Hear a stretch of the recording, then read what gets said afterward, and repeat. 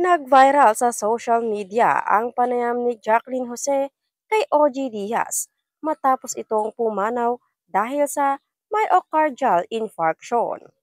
Naiulat na mag-isa siyang pumanaw sa kanyang bahay sa Quezon City at nadiskubre lamang ang kanyang estado nang hindi na siya tumugon sa mga mensahe.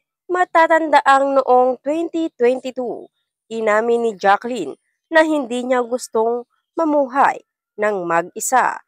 Ngunit wala siyang pagpipilian dahil may mga priority ang kanyang mga anak.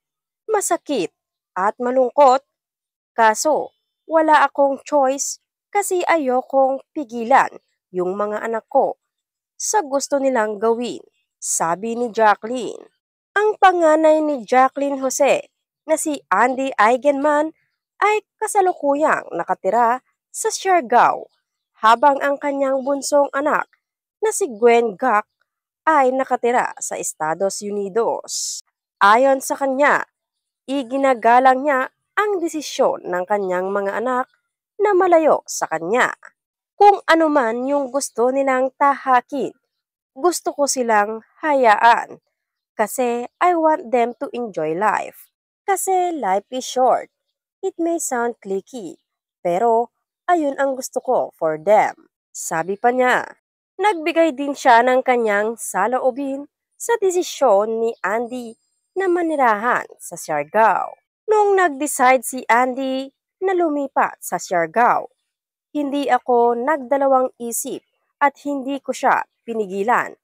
Si Andy Eigenman ay buo siyang magdesisyon. Hinahayaan ko siya kahit sa karir niya. Sabi pa niya, naintindihan ko kasi ako nga napapagod. Ayoko naman yung anak ko ganun din. Pero si Andy Eigenman hindi naman magrereklamo.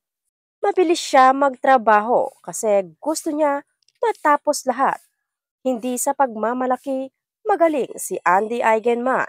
Dagdag pa ni Jacqueline Jose. Si Jacqueline Jose ay ipinanganak noong October 21, 1963 bilang si Mary Jane Gak sa Angeles City, Pampanga.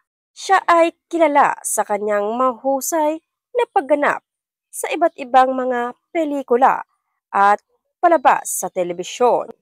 Ilan sa kanyang mga natatanging pagganap ay nasa mga pelikulang Santa Santita, Saranggola at Marosa, kung saan siya ay nanalo ng mga prestiyosong parangal sa industriya ng pelikulang Pilipino.